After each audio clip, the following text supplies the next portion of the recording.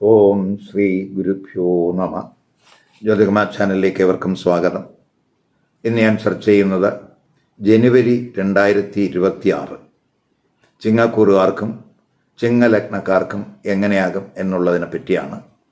അതായത് മകം, പൂരം, ഉത്ര നക്ഷത്രത്തിൻ്റെ ആദ്യപാദത്തിൽപ്പെടുന്നവർക്ക് ജനുവരി മാസം വർഷാരംഭം എങ്ങനെയാകും എന്നുള്ളതാണ്. അപ്പോൾ ആദ്യം നമുക്ക് ഈ ഫലം പറയുന്നതിന് മുമ്പ് ജനുവരി മാസത്തിൽ ചിങ്ങക്കൂറുകാരുടെയും ചിങ്ങലഗ്നക്കാരുടെയും ഗ്രഹസ്ഥിതി എങ്ങനെയെന്ന് നോക്കാം. ഇപ്പോൾ ചിങ്ങക്കൂറ് ചിങ്ങലഗ്നം എന്ന് പറയുമ്പോൾ ജന്മലഗ്ന രാശ്യാധിപൻ എന്ന് പറയുന്നത് സൂര്യനാണ്. ആ സൂര്യൻ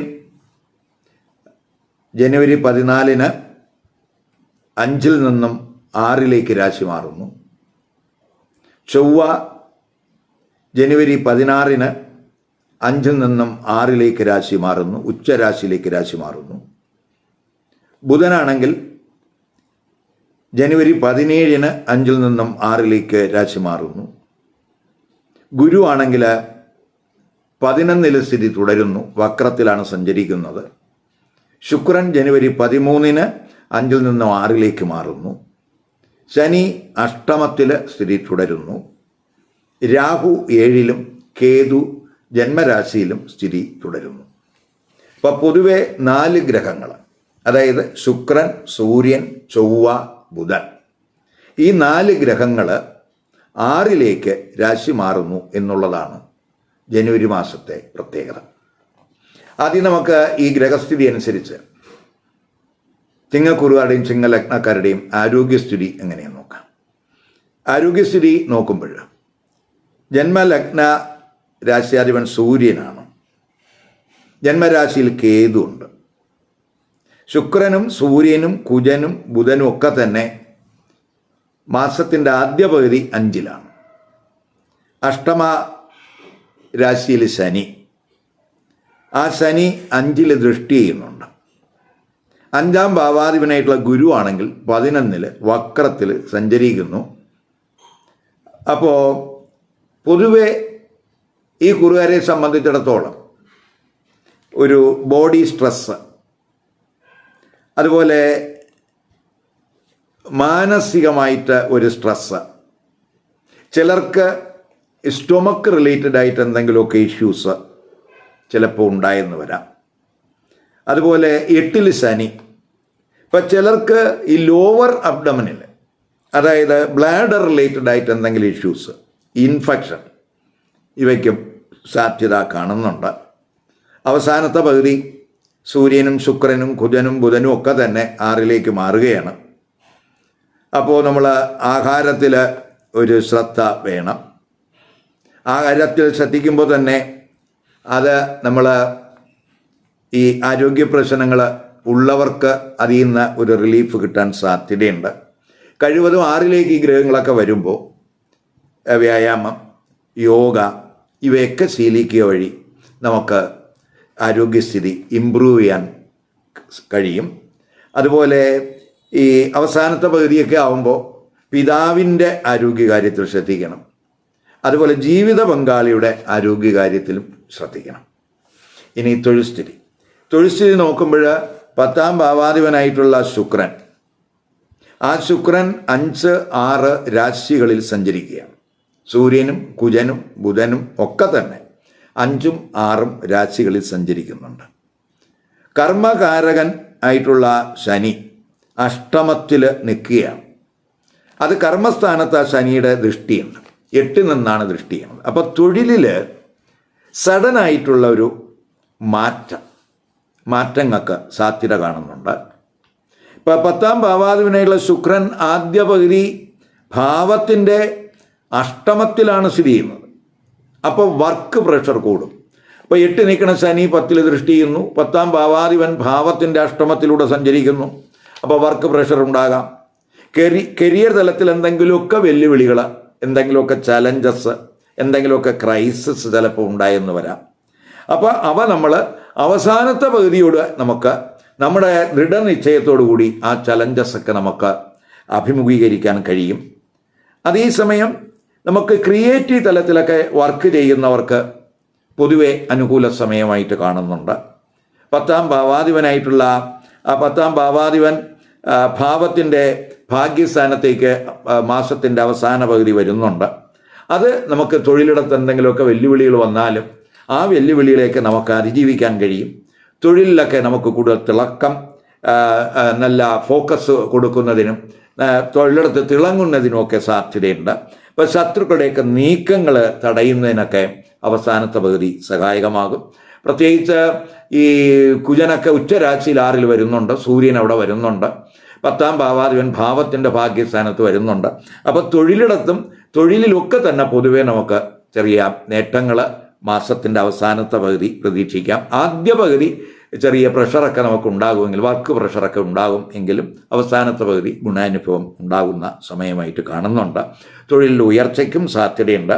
ഇപ്പോൾ നമുക്ക് പ്രത്യേകിച്ച് നമ്മുടെ ഹ്രസ്വകാല ലക്ഷ്യങ്ങൾ, ഇപ്പോൾ തൊഴിലുമായിട്ട് ബന്ധപ്പെട്ട് നമുക്ക് ഇമ്മീഡിയറ്റ് ആയിട്ട് എന്തെങ്കിലുമൊക്കെ ലക്ഷ്യങ്ങൾ കൈവരിക്കാനുണ്ടെങ്കിൽ അവയ്ക്കൊക്കെ അനുകൂല സമയമായിരിക്കും മാസത്തിൻ്റെ അവസാന പകുതി. ഇപ്പോൾ വർക്കിലൊക്കെ ഫോക്കസ് കൂടും. പൊതുവെ ഭാഗ്യനേട്ടങ്ങൾ തൊഴിലുണ്ടാകും എന്ന് തന്നെ പറയാം. തൊഴിൽ അന്വേഷകർക്ക് തൊഴിലവസരങ്ങളൊക്കെ ഉണ്ടാകുന്ന സമയമാണ്. തൊഴിലിലൊക്കെ പ്രത്യേകിച്ച് മേലുദ്യോഗസ്ഥരുടെയൊക്കെ നിർദ്ദേശങ്ങൾക്ക് അനുസരിച്ച് പ്രവർത്തിച്ചു പോകുന്നവർക്ക് വളരെ അനുകൂലമായിട്ടുള്ള സമയമാണ്. അതുപോലെ ഉദ്യോഗാർത്ഥികളെ സംബന്ധിച്ചിടത്തോളം അവരുടെ ടെസ്റ്റിലും ഇൻ്റർവ്യൂകളിലൊക്കെ മികവ് പുലർത്താൻ അവർക്ക് മാസത്തിൻ്റെ അവസാന പകുതി കഴിയും എന്ന് മനസ്സിലാക്കുക. പ്രത്യേകിച്ച് 6-ൽ സൂര്യൻ്റെയും അതുപോലെ ചൊവ്വയുടെ ഉച്ചരാശിയുടെ ആ സ്ഥിതിയൊക്കെ വരുമ്പോൾ സ്വാഭാവികമായിട്ടും കോമ്പറ്റീറ്റീവ് തലത്തിലൊക്കെ തിളങ്ങാൻ കഴിയുന്ന സമയമാണ്. അവരുടെ കഴിവൊക്കെ തെളിയിക്കാൻ കഴിയും. അതുപോലെ വിദേശത്ത് തൊഴിൽ അന്വേഷിക്കുന്നവർക്കും അനുകൂല സമയമായിട്ട് കാണുന്നുണ്ട്. ഇനി ബിസിനസ്സുകാർക്ക്, ഇപ്പോൾ ബിസിനസ്സുകാരെ സംബന്ധിച്ചിടത്തോളം 7ാം ഭാവാധിപനായിട്ടുള്ള ആ ശനി അഷ്ടമത്തിൽ നിൽക്കുന്ന സമയമാണ്. എങ്കിലും ബിസിനസ് കാരകനായിട്ടുള്ള ബുധൻ ആദ്യ പകുതിയൊക്കെ സുഖസ്ഥാനത്താണ് നിൽക്കുന്നത്. 11-ലൊക്കെ ബുധൻ ദൃഷ്ടി ചെയ്യുന്നുണ്ട്. മറ്റു ഗ്രഹങ്ങളും 11-ലേക്ക് ദൃഷ്ടി ചെയ്യുന്നുണ്ട്. ഗുരു 11 നിൽക്കുന്ന സമയമാണ്. അപ്പോൾ അത് ബിസിനസ്സിൻ്റെ പോരായ്മകളൊക്കെ പരിഹരിച്ചു പോകുന്നതിനുള്ള പദ്ധതികൾ ഉണ്ടാകുന്നതിനും ബിസിനസ്സിൽ നേട്ടങ്ങൾ കൈവരിക്കുന്നതിനൊക്കെ പൊതുവെ അനുകൂല സമയമായിട്ട് കാണുന്നുണ്ട്. ഇപ്പോൾ നമ്മൾ പ്രത്യേകിച്ച് ചില ബിസിനസ്, ഇപ്പോൾ സർവീസ് ഓറിയൻറ്റഡ് ആയിട്ടുള്ള ബിസിനസ്സുകാർക്ക് അനുകൂല സമയമാണ്. അതുപോലെ ലീഗൽ സർവീസസ്, അഡ്വക്കേറ്റ്സ്, അവർക്കൊക്കെ പൊതുവെ അനുകൂല സമയമാണ്. ഹെൽത്ത് സർവീസുമായിട്ട് ബന്ധപ്പെട്ട് പ്രവർത്തിക്കുന്നവർക്ക്, അത്തരം ബിസിനസ്സുകാർക്ക് അനുകൂല സമയമാണ്. അതുപോലെ ആഡിറ്റിംഗ്, അക്കൗണ്ടിങ് ആയിട്ടുള്ള ഫേമുകളൊക്കെ നടത്തി പോകുന്നവർക്കൊക്കെ പൊതുവെ അനുകൂല സമയമായിട്ട് കാണുന്നുണ്ട്. ഇപ്പോൾ ജോയിൻ്റ് പാർട്ട്ണർഷിപ്പ്, അതുമായിട്ട് ബന്ധപ്പെട്ടുള്ള സേവനങ്ങൾ നടത്തുന്ന പാർട്ട്ണർഷിപ്പ് സർവീസ് നടത്തുന്നവർക്കുമൊക്കെ ഗുണാനുഭവം ഉണ്ടാകുന്ന സമയമായിട്ട് കാണുന്നുണ്ട്.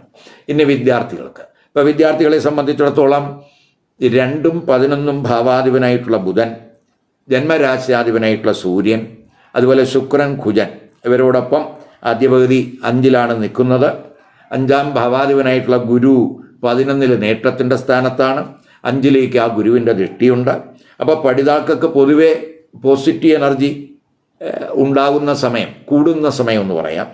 അവർക്ക് അവരുടെ പഠനം നിലവാരമൊക്കെ മെച്ചപ്പെടുത്തുന്നതിനും പഠന മികവ് പ്രകടിപ്പിക്കുന്നതിനൊക്കെ കഴിയുന്ന സമയമാണ്. പഠനം വഴിയൊക്കെ നേട്ടങ്ങൾ ഉണ്ടാകുന്ന സമയമാണ്. ചിലപ്പോൾ പഠനം വഴിയൊക്കെ എന്തെങ്കിലുമൊക്കെ അംഗീകാരങ്ങളൊക്കെ അവർക്ക് ചിലപ്പോൾ ഉണ്ടാകാം.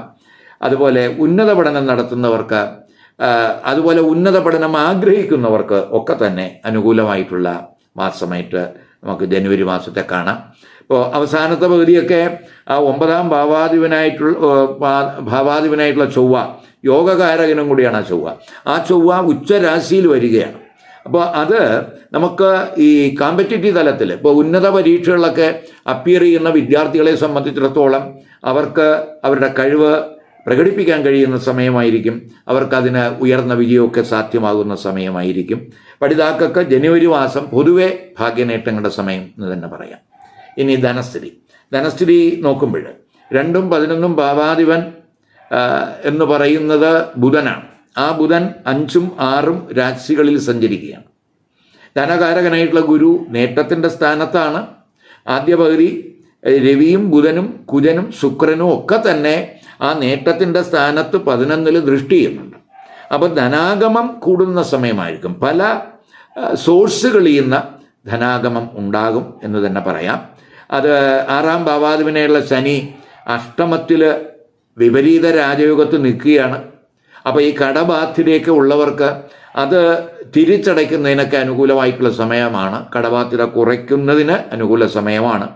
ഇപ്പോൾ പുതിയ ലോണിനൊക്കെ അപേക്ഷിച്ചിട്ടുള്ളവർക്ക് എന്തെങ്കിലും തടസ്സങ്ങൾ വന്നിട്ടുണ്ടെങ്കിൽ ആ ലോണൊക്കെ കിട്ടുന്നതിനും അതിനുള്ള തടസ്സങ്ങൾ മാറുന്നതിനുമൊക്കെ അനുകൂല സമയമായിട്ട് കാണുന്നുണ്ട്. അതുപോലെ വ്യവഹാരങ്ങളിൽ നമുക്ക് എന്തെങ്കിലുമൊക്കെ വിജയം, നമുക്ക് എന്തെങ്കിലും കേസുകളുണ്ട്, ഇപ്പോൾ അത് തൊഴിൽപരമായിട്ടുള്ള കേസായിക്കോട്ടെ, ബിസിനസ് പരമായിട്ടുള്ള കേസായിക്കോട്ടെ, മറ്റെന്തെങ്കിലും രീതിയിലുള്ള കേസുകളായാലും ആ കേസുകളിൽ നമുക്ക് അനുകൂലമായിട്ടുള്ളൊരു വിജയമൊക്കെ ഉണ്ടാകാം. അതുവഴിയൊക്കെ സാമ്പത്തിക നേട്ടം പ്രതീക്ഷിക്കാം. ഇപ്പോൾ അതേസമയം 8-ലെ ശനിയും അതുപോലെ അവസാനത്തെ പകുതി രവി, കുജൻ, ബുധൻ, ശുക്രനൊക്കെ 12-ലേക്കൊക്കെ ദൃഷ്ടി ചെയ്യുന്ന സമയമാണ് എന്നുള്ളത് കൊണ്ട് അത് ചിലപ്പോൾ നമ്മൾ പ്രതീക്ഷിച്ചിരിക്കാത്ത അപ്രതീക്ഷിതമായിട്ടുള്ള ചെലവുകൾ അവസാനത്തെ പകുതി വന്നുവിടാൻ സാധ്യതയുണ്ട്. കാരണം ആ 12-ലേക്ക് സൂര്യൻ ദൃഷ്ടി ചെയ്യുന്നുണ്ട്, ജന്മരാശ്യാധിപൻ ദൃഷ്ടി ചെയ്യുന്നുണ്ട്, അതുപോലെ ചൊവ്വ ദൃഷ്ടി ചെയ്യുന്നുണ്ട്, ബുധൻ ദൃഷ്ടി ചെയ്യുന്നുണ്ട്, ശുക്രൻ ദൃഷ്ടി ചെയ്യുന്നുണ്ട്. അപ്പം അവസാനത്തെ പകുതി നമ്മൾ ആദ്യ പകുതിയേക്കാളും ചെലവ് കൂടുന്ന ഒരു സാഹചര്യം കാണുന്നുണ്ട്.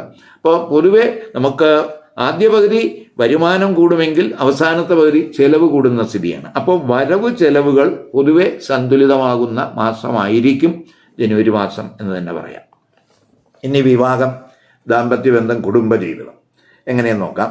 ഇപ്പോൾ ജന്മരാശിയിൽ കേതു ഉള്ള സമയമാണ്, 7-ലാണെങ്കിൽ രാഹു ഉള്ള സമയമാണ്, 7-ാം ഭാവാധിപനായിട്ടുള്ള ശനിയാണെങ്കിൽ അഷ്ടമത്തിൽ നിൽക്കുന്ന സമയമാണ്. അപ്പോൾ പൊതുവെ വിവാഹ ആലോചനകൾക്ക് അനുകൂല സമയമായിട്ട് കാണുന്നില്ല. അഥവാ ആലോചനകൾ വന്നാൽ തന്നെയും നമ്മൾ അതിൽ സഡനായിട്ടുള്ളൊരു ഡിസിഷൻ എടുക്കാതിരിക്കുക. അതുപോലെ ജീവിത പങ്കാളിയെ സെലക്ട് ചെയ്യുന്നതിലൊക്കെ ഒരു ശ്രദ്ധ കൊടുത്ത് പോവുക. അതുപോലെ രവിയും കുജനും ശുക്രനും ഒക്കെ ഒരു ബന്ധം 5-ല് ആദ്യ പകുതി ഉണ്ട്. അത് ചിലപ്പോൾ പ്രണയബന്ധം, പ്രണയ ചിന്തകളൊക്കെ ഉണ്ടാക്കാം. അവസാനത്തെ പകുതി ഇപ്പോൾ ചിലപ്പോൾ ആ ഗ്രഹങ്ങളെല്ലാം തന്നെ 6-ലാണ് നിൽക്കുന്നത്. ഇപ്പോൾ ചിലപ്പോൾ വർക്ക് പ്ലേസിലൊക്കെ ഒരു റൊമാൻസിനൊക്കെ സാധ്യത കാണുന്നുണ്ട്. അപ്പോൾ കഴിവതും നമ്മൾ ഈഗോ ഇഷ്യൂസ് ഉണ്ടാകാതെയൊക്കെ നോക്കണം. ദാമ്പത്യ ബന്ധം പൊതുവെ സുഖകരം ആകണമെന്നില്ല. തെറ്റിദ്ധാരണകൾ, തർക്കങ്ങൾ, ഈഗോ പ്രശ്നങ്ങൾ, അതുപോലെ അതൊക്കെ ദാമ്പത്യ ബന്ധത്തിൽ ഉണ്ടാകാൻ സാധ്യതയുണ്ട്. അതൊക്കെ ഒരു സമാധാനക്കുറവ് ബന്ധത്തിൽ ഉണ്ടാക്കാം. അവിടെ ശ്രദ്ധിക്കണം. കഴിവതും നമ്മൾ പ്രകോപനപരമായിട്ട് റിയാക്ട് ചെയ്യാതിരിക്കാൻ ശ്രദ്ധിക്കുക. രവിയും കുജനും ഒക്കെ ഒന്നിച്ച് നിൽക്കുന്ന സമയമാണ് ശുക്രനുമായിട്ട്. അപ്പോൾ എന്തെങ്കിലും ഒരു നിസ്സാര കാര്യം മതി, അതിലെന്തെങ്കിലുമൊക്കെ അഭിപ്രായ വ്യത്യാസങ്ങൾ ചിലപ്പോൾ ഉണ്ടാകാം. അത് ഗുണം ചെയ്യില്ല എന്ന് മനസ്സിലാക്കുക. ഇപ്പോൾ ജന്മരാശിയിലൊക്കെ കേതു ഉള്ള സമയമാണ്. ഇപ്പോൾ ജന്മരാശിയിലൊക്കെ കേതു നിൽക്കുമ്പോൾ പൊതുവെ ഒരു ഈഗോ ഒക്കെ കുറയാം. അതിനൊക്കെ സഹായകമാണ് ജന്മരാശിയിലെ കേതു. അപ്പോൾ കാരണം ഒരു ഡിറ്റാച്ച്മെൻറ്റിൻ്റെ ഗ്രഹമാണ്. അപ്പോൾ അത് പൊതുവെ നമുക്ക് ഈഗോ പ്രശ്നം കുറയ്ക്കാൻ സഹായകമാണ്. എത്രത്തോളം നമുക്ക് കാമാകാൻ പറ്റുമോ, ശാന്തമാകാൻ പറ്റുമോ, അത്രത്തോളം നമുക്ക് ഗുണാനുഭവം ജനുവരി മാസത്തിൽ ഉണ്ടാകും എന്ന് തന്നെ പറയാം. കുടുംബജീവിതത്തിലോട്ട് വരുമ്പോൾ പൊതുവെ 2-ല് ശനിയുടെ ദൃഷ്ടിയുണ്ട്. അതുപോലെ 2-ല് ശനിയുടെ ദൃഷ്ടിയുണ്ട് എങ്കിലും ആദ്യ പകുതി കുടുംബാന്തരീക്ഷമൊക്കെ പൊതുവെ സന്തോഷകരമാകും. ഇപ്പോൾ 2-ാം ഭാവാധിപൻ 5-ൽ നിൽക്കുന്ന സമയമാണ്. കുടുംബ സൗകര്യങ്ങളൊക്കെ മെച്ചപ്പെടുത്തുന്നതിനൊക്കെ ഒരു ശ്രമമൊക്കെ ഉണ്ടാകും. അവസാനത്തെ പകുതിയൊക്കെ ആകുമ്പോൾ മിക്ക ഗ്രഹങ്ങളും 6-ലേക്കാണ് പോകുന്നത്. അപ്പോൾ ഇപ്പോൾ 2, 4 ഭാവാധിപന്മാർ 6-ലൊക്കെ വരിക എന്ന് പറയുമ്പോൾ പ്രത്യേകിച്ച് ഒരു അഗ്രസീവ് എനർജി, ഒരു പ്രകോപനപരമായിട്ടുള്ള ഒരു മാനസികാവസ്ഥ അവിടെ ചിലപ്പോൾ ഉണ്ടായെന്ന് വരാം. അപ്പോൾ അവിടെ ഒന്ന് ശ്രദ്ധിക്കുക. അങ്ങനെയൊക്കെയുള്ള ഒരു പ്രകോപന സ്ഥിതിയൊക്കെ വരുമ്പോൾ സ്വാഭാവികമായിട്ട് അത് കുടുംബ വിഷയങ്ങളിൽ അല്ലെങ്കിൽ പ്രോപ്പർട്ടി റിലേറ്റഡ് ആയിട്ട് എന്തെങ്കിലുമൊക്കെ തർക്കങ്ങൾ, കുടുംബത്തിൽ എന്തെങ്കിലും തർക്കങ്ങൾ, അപ്രതീക്ഷിതമായിട്ടുള്ള ചെലവുകൾ, ഇതൊക്കെ ചിലപ്പോൾ വന്നുവിടാൻ സാധ്യതയുണ്ട്. അപ്പോൾ അവിടെ ഒരു ശ്രദ്ധ കൊടുത്ത് പോവുക. ജനുവരി 4, 5, 6, 19, 20, 23, 24, 25 ഈ തീയതികൾ അനുകൂല ദിവസങ്ങളായി കാണുന്നില്ല. അതുകൊണ്ട് ഈ ദിവസങ്ങളിൽ നമ്മൾ ശുഭകർമ്മങ്ങൾ ഒഴിവാക്കാൻ ശ്രദ്ധിക്കുക. അതുപോലെ പുതിയ സംരംഭങ്ങൾ ഈ ദിവസങ്ങളിൽ തുടങ്ങാതിരിക്കാൻ ശ്രദ്ധിക്കുക. അതുപോലെ പ്രധാനപ്പെട്ട തീരുമാനങ്ങളും കഴിവതും ഈ ദിവസങ്ങളിൽ എടുക്കാതിരിക്കാനും ശ്രദ്ധിക്കുക. ഇവിടെ ഞാൻ പറഞ്ഞത് ചിങ്ങക്കൂറുകാരുടെയും ചിങ്ങ ലഗ്നക്കാരുടെയും ഗോചര ഗ്രഹസ്ഥിതി അനുസരിച്ചിട്ടുള്ള ഫലമാണ്. ഇതൊരു പൊതുഫലമായിട്ട് വേണം കാണാൻ. പക്ഷേ ഈ കൂറുകാർക്കും ഈ ലഗ്നക്കാർക്കും ഇപ്പോൾ നടക്കുന്ന ദശയും അപകാരവും ഛിദ്രവും അത് ജാതകത്തിൽ ഇഷ്ടസ്ഥാനത്ത് നിൽക്കുന്ന ഗ്രഹങ്ങളുടേതാണോ അനിഷ്ടസ്ഥാനത്ത് നിൽക്കുന്ന ഗ്രഹങ്ങളുടേതാണോ എന്നതിനനുസരിച്ച് ഈ പൊതുഫലത്തിൽ ഏറ്റക്കുറച്ചിലുകൾ ഉണ്ടാകും, പൊതുഫലത്തിൽ മാറ്റങ്ങൾ വരും. മാത്രമല്ല, ഇപ്പം ഞാൻ ചിങ്ങക്കൂറുകാരുടെയും ചിങ്ങ ലഗ്നക്കാരുടെയും ഫലമാണ് പറഞ്ഞത്. അപ്പോൾ ഈ ചിങ്ങക്കൂറിൽ പെടുന്നവർക്ക് ചിങ്ങലഗ്നമല്ലാതെ മറ്റു ലഗ്നരാശികളാണ് വന്നിട്ടുള്ളതെങ്കിൽ ആ ലഗ്നരാശികൾ ഈ കൂറിൻ്റെ ഇഷ്ടസ്ഥാനത്താണോ അനിഷ്ടസ്ഥാനത്താണോ വന്നിട്ടുള്ളത്, അവരുടെ ജാതകത്തിലെ മറ്റു ഗ്രഹസ്ഥിതികൾ ഇവയൊക്കെ തന്നെ അവരുടെ പൊതുഫലത്തെ സ്വാധീനിക്കാം. അപ്പോൾ ഇതൊക്കെ നമ്മൾ ജാതക നിരീക്ഷണത്തിലൂടെ മാത്രമേ നമുക്ക് പറയാൻ കഴിയുള്ളൂ. അതേസമയം ഈ മേടക്കൂറിൽ അതേസമയം ഈ ചിങ്ങക്കൂറിൽ പെടുന്ന ചിങ്ങലഗ്നക്കാരല്ലാത്ത മറ്റു ലഗ്നരാശികൾ വന്നിട്ടുള്ളവർ അവർ ഈ കൂറിൻ്റെ ഫലത്തോടൊപ്പം അവിടെ ലഗ്നരാശി ഏതാണെന്ന് മനസ്സിലാക്കി ആ ലഗ്നരാശിയുമായിട്ട് ബന്ധപ്പെട്ട് പറയുന്ന ഫലവും കൂടെ കമ്പൈൻ ചെയ്ത് കേൾക്കാൻ ശ്രമിക്കുക. എങ്കിൽ മാത്രമേ അവർക്ക് ഈ ജനുവരി മാസത്തെ പൊതുഫലത്തിൻ്റെ ഒരു കൃത്യചിത്രം അവർക്ക് കിട്ടുകയുള്ളൂ. മാത്രമല്ല, കൂറിൻ്റെ ഫലം അല്പം സ്ഥൂലമായിരിക്കും. അപ്പോൾ സൂക്ഷ്മമായിട്ടുള്ള ഫലം നമുക്ക് കിട്ടണമെങ്കിൽ ആ കൂറിൽപ്പെടുന്ന നക്ഷത്രക്കാർക്ക് എവിടെയാണ് ലഗ്നം വന്നത് ആ ലഗ്നഫലം തന്നെ അവർ കേൾക്കണം. അപ്പോൾ ലഗ്നഫലത്തിന് കൂടുതൽ കൃത്യതയും സൂക്ഷ്മതയും ഉണ്ട് എന്നുള്ളതുകൊണ്ട് ലഗ്നഫലം കൂടെ കേൾക്കാൻ ശ്രമിക്കുക. ഈ വീഡിയോ ഇഷ്ടപ്പെട്ടുവെങ്കിൽ ലൈക്ക് ചെയ്യുക, ഷെയർ ചെയ്യുക. അതുപോലെ സബ്സ്ക്രൈബ് ചെയ്യാത്തവർ സബ്സ്ക്രൈബ് ചെയ്ത് കാണുക. മറ്റൊരു പുതിയ വിഷയമായി അടുത്ത വീഡിയോയിൽ കാണാം. നമസ്കാരം.